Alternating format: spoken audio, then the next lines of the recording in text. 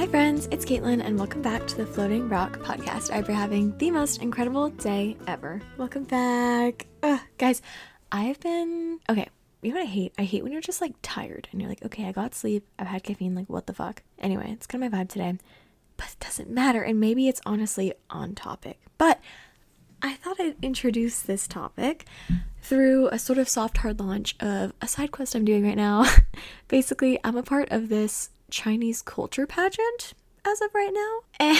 And yeah, it's basically been a fun little side quest, taking a bunch of cultural classes, meeting a bunch of like awesome girlies, really just side questing it up. And I'll tell you more about it another day because it will be coming to a head soon. But I just thought that's a necessary thing to bring up because this is a little bit out of the blue. So within these classes, we've taken an acupuncture class, a Chinese medicine class, and just overall like Chinese history classes. Super interesting, living, laughing, loving it. But a topic that really stood out to me that I thought was super, super interesting in the sort of realm of the whole Chinese medicine sector and overall was this concept of hot and cold.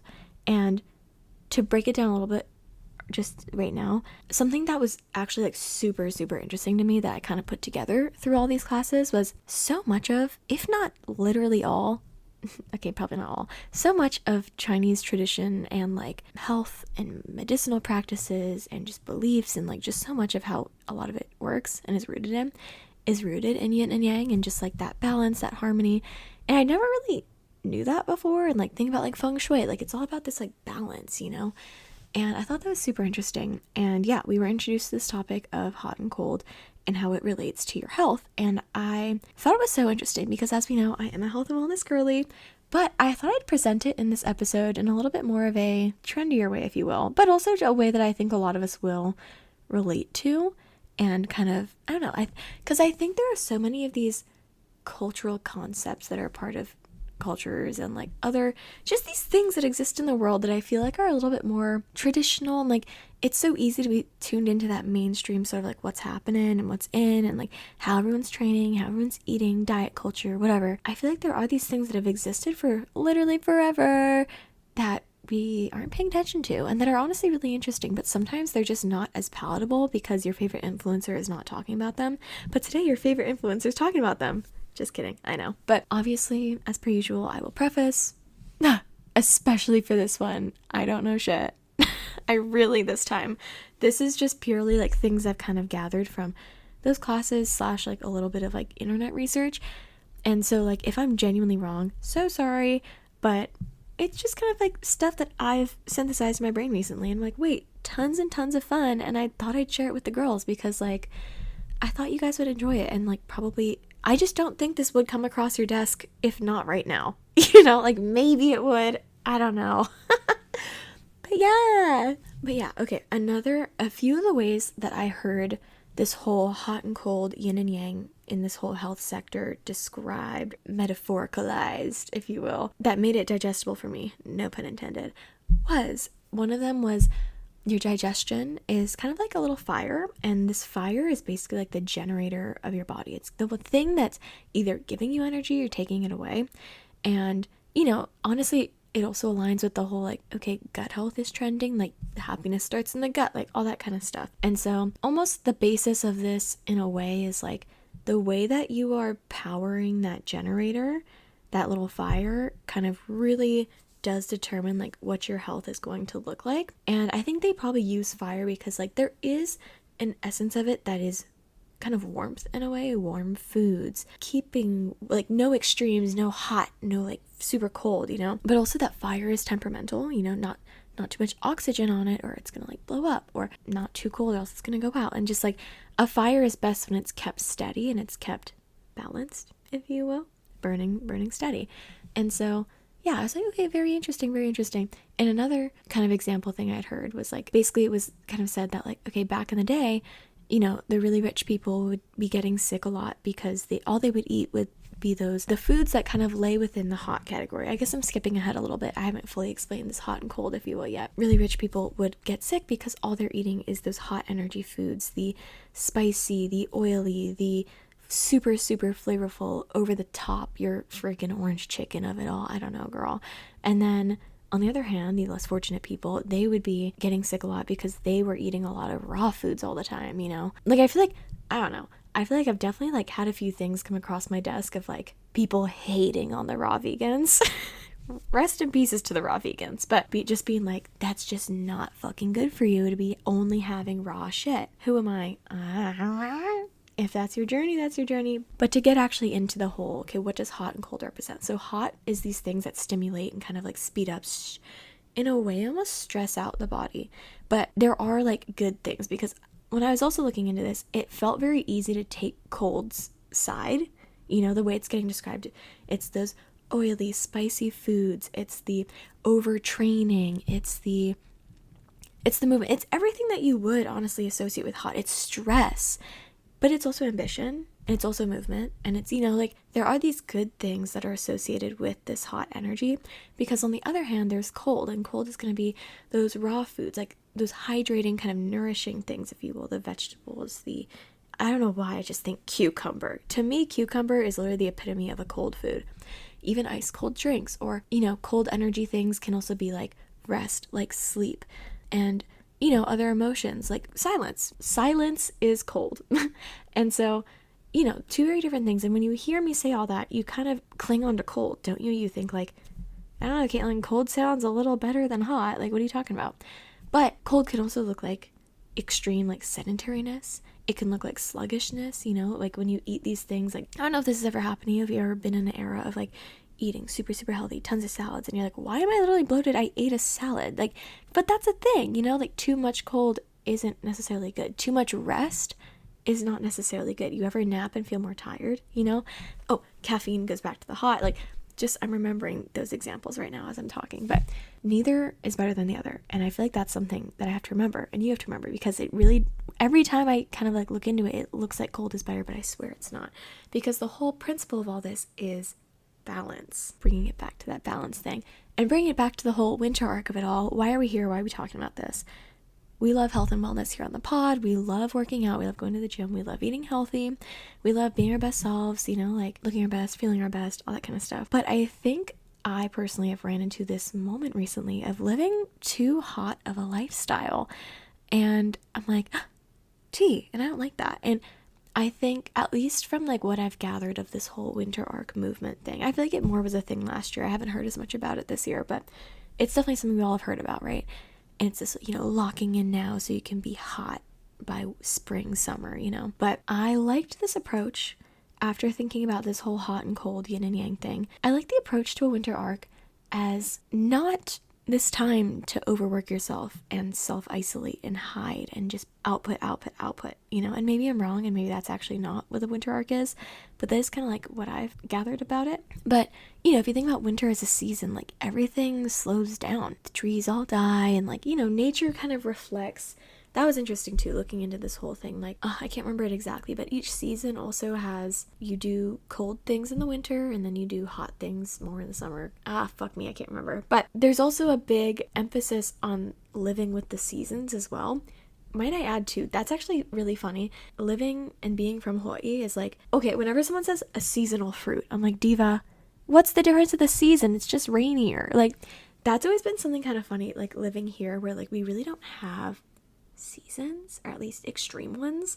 And so that's always been something that's been hard to wrap my head around, is the idea of like living with a season, just because the season doesn't really feel like it changes besides rain. But yeah, idea here is sort of living with that season of winter and looking at it as a time for cold in a way, and maybe not necessarily all those raw vegetables of it all.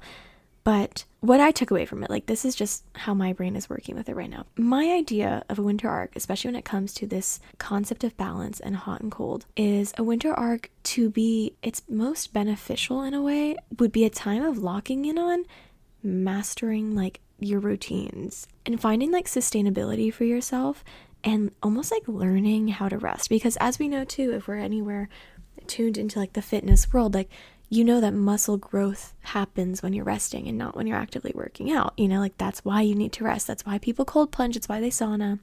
It's why they have off days. And, you know, sometimes we're not very good at having off days, looking at myself right here. So like, for example, because I thought, okay, as I'm doing a lot of this reading too, I'm like, So what do you mean? Like, what do you mean? Like, what is correct, right? That's always the question when you're posed with these two things, this little seesaw of like, okay, like, don't be too hot, don't be too cold. Okay, bitch, then what is medium? Like, literally, what is lukewarm? Tell me, please, so I can do it. So I found some things for you guys. So for example, when it comes to like food and stuff, and then when I read this, I was like, well, yeah, duh. So I was like, wow, that's actually really true. Food wise, some of like the best foods in a way to like live in that more balanced way is going to be like soups, stews, oats, and like roasted veggies. And so that's kind of going to be giving you that like warmness, but without giving you that hot, you know? Because when you hear soup and stew and oats, it feels a little bit more bland, honestly. It doesn't sound like freaking, I don't know why curries come to mind, but I love a curry. So actually, like, no curry hate. Sorry. I take that back. But you know what I mean? When you hear those kinds of foods, you're like, oh, it feels soft. It feels like, huh. Yeah. So I was like, very interesting. And if you're like looking into like, I don't know, changing how you're eating at all, like those kinds of foods, like the warm and maybe a little bit more simple in a way, and especially involving things like those prepared cooked vegetables, very good for you. And this was oh my god, actually I loved this. There was a big thing put on to like cold drinks. So like I had heard this at one point and I just could not remember when, and I've kind of just been doing it anyway, how like room temperature water is kind of better for you than ice cold water. And I was like, okay. But because like, I don't know, I guess the cold shit can kind of like shock your system and it kind of like fucks with that fire a little bit. Whereas when you have lukewarm water or just like room temp water, or this was super interesting to me actually. And it was funny because it's been aligning with like what I've been subconsciously doing in my life. Having a warm breakfast rather than something like a smoothie or something cold. I was like, oh, interesting. And I guess what they kind of said behind that was it kind of kickstarts your digestion for the day, you know, using that warmth rather than like shocking it with something cold like a smoothie or like a yogurt fruit bowl and acai bowl, something like that. I was like, wait, that's actually super interesting. And it does make sense. But a topic or something I like about this topic as well, this is turning into more of a yap, guys, sorry, but what I like about this, and this reminds me of my coworker Lauren, she's like not trying to chat GBT as much as she can, which we love. And, you know, like we've just talked about, like just trying to like figure things out for your own brain. And, you know, so yeah, just trying to figure things out in your own brain. And I think that's really fun to like just hear things like this and like use knowledge and also just use your feelings and knowledge as a human and like synthesize this kind of information and be like, that does make sense, that a warm food would start my digestion better than a cold food. And maybe you don't know the science behind it, but isn't it kind of cool that like intuitively as a human, you can kind of be like, yeah, that makes sense. Like, what? I kind of love that. Like, I love how just your body and mind just kind of know stuff sometimes, you know? And it's actually really interesting too, how sometimes it will tell you these things and you'll actively fight it. Like literally right before this, guys, I'm not going to get into it. Oh, I mentioned this right in the beginning. I was like kind of tired. So I just laid down for a few minutes just because I tried to record earlier. My brain wasn't working. It just wasn't working. I was like, fuck. So I laid down for a sec because my body was telling me, she was like, turn off your brain, turn off your brain, turn off your brain. And that's actually been another thing of like some hot energy I'm realizing that can go undercover, and maybe you feel the same way. I think there can just be hot energy of having too active of a mind. I really set up today to be a very productive day. And, you know, during my driving, during my downtime, I almost was still thinking about how productive I wanted it to be, even though those times are kind of my downtime during the day. And I'm like, you know, I think sometimes you can just mentally exhaust yourself by thinking too much about what you want to do. So I was like, you know what? My body is telling me that I need to like shut the fuck up. So I hit the lay for like 20 minutes and I'm here and I'm speaking sort of okay. Not my best work, but still, I'm here. So that's another interesting thing too, of like a lot of the time when it comes to this sort of balance, right? And this hot and cold, the yin and yang, like I think sometimes we get so used to outsourcing our methods of health and wellness or just methods of living our lives or whatever, that sometimes it's just like, you know what, sit and just listen, you know? And that's also me telling that to myself because I'm not always incredible at that. But I feel like you really can do a lot of good for yourself by just doing the sit and listen, and also listening to the other voices that are there too. Like, for example, if you have a membership to somewhere, let's say like a Pilates studio, let's say you do that, and in your silence, you're thinking, I really should prioritize my sleep instead of going to a class tonight. But there's another voice that's saying, no, but you paid for it. No, but you paid for it already, blah, blah, blah.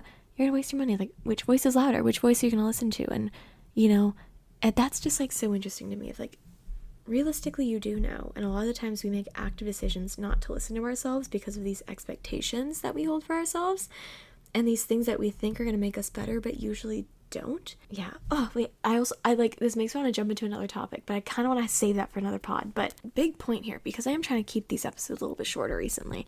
Big point here is the winter arc, your winter arc, might I add, my winter arc, because that's kind of where I'm coming from. I like the idea of us looking at this winter arc as a way to conserving and nourishing and creating these routines and habits and routine of rest in a way, and getting yourself comfortable with that before going into the spring and the summer, where it's much more hot energy, a lot more movement, and like listening to the place that we are in the year and listening to nature, and like getting down your stretching routine, getting down your meal prep of your warm breakfast, getting down your trying to take out some of your bad eating habits maybe. And like, I guess the thought I'm thinking is like soft work, if that makes sense. Like, I think when I originally hear winter arc, I think hard, I think jagged ice. Winter arc, work hard, wear your hoodie, you're in the gym all day, energy, crisp drink in your hand or something. But I'm like, I kind of like the idea of flipping the winter arc on its head, or maybe this is what it was originally supposed to be, I don't know, flipping it on its head and seeing it as a time to move slowly and with intention, and looking at it's, I mean, because winter is this time of reflection, right? Like, no wonder it's also New Year's and Christmas, a time to reflect on your people you're grateful for and your relationships, as well as, for New Year's, reflecting on the year you've had, the year ahead of you. Like, it's funny how the holiday season of all this reflection happens to be in the winter. Isn't that funny, right? So I like the idea of taking this time to do like a slower self-help in a way, and doing that reflecting and really looking inward on this idea of these imbalances. And I hope that you resonate with that too, because I really, really did personally. But I mean, it really is just you and how you live your individual life. And you can just look at the meals you eat throughout the day. You can actually look at the real temperature of those meals. It's like, damn, I am having a lot of cold shit. Like maybe these iceberg lettuce salads and smoothies, like, you know what? Like, I've been doing that, but I still don't feel my best. Like, maybe change it. Maybe it is actually going to be those warmer, maybe a quinoa bowl. You know what I mean? Like, I think a lot of the time too, we stay stuck on these things that we think are going to do good for us. We continue to do them thinking they're going to do good for us, even though they've proven for months on end that they don't do what we want them to do. And a lot of the time too, it's because we think we're not doing it to its full-fledged ability. But I'm like, really? Like, I think a lot of the time, like, we actually we have all the proof we need, and then we just don't want to change, because we just think that that's what's going to be good for us. And changing is actually harder work than shoving a salad down your throat. So yeah, I guess I can share a few ways that I personally want to work on these imbalances in my own life and blah, blah, blah. Like, definitely, I mean, it's these things that I think I could talk about constantly, right? Like, you hear me say, oh God, guys, I honestly think about it. I'm like, I hate the idea that like I am repetitive on here, but it's like, there's only so much of my brain and life that happens in my corner of the universe, that so I share it back. Like, I don't know, that was always something I thought about listening to other people's podcasts. I'm like, damn, look at them repeating. I'm like, well, they only have so much life they live. And also, talk faster, I dare you, Caitlin. She's really going today. But obviously, biggest one for me, I think, is that rest and not ignoring it. And I've always been someone that when it comes to something extreme, like an injury or sickness, I have learned stop in your tracks. Like, if there's something I learned in college, I told you guys this in my sickness episode, if there's an injury on the rise or a sickness on the rise, I stop in my tracks. I do everything I can to just stop and rest, which is great, and that's progress. But there's the everyday aspect to that. There's almost the routine building that I was talking about for this balance and this winter arc. So I think for me, when it comes to that hot and cold energy of like training and movement, I think definitely something I want to do in this winter arc is really cement those habits of course, keeping up with my routine of movement, but really actually turning my attention to my rest routine as well. Like, why do we all have fit workout routines, but we don't have like rest routines? Like, what? Oh my God. Wait, that's tons of fun. Wait, that makes me like want to write something cute on a piece of paper. My rest routine. Ugh. I also just love being a girl because like I love that you can just like write cute shit on paper and it's so fun. I guess guys can do that too, but I doubt it. So there's that. I think like something I was a lot better at college when I was like really meal prepping and all my frickin' bullshit was meal prepping and being able to like tangibly see through buying all of my own groceries.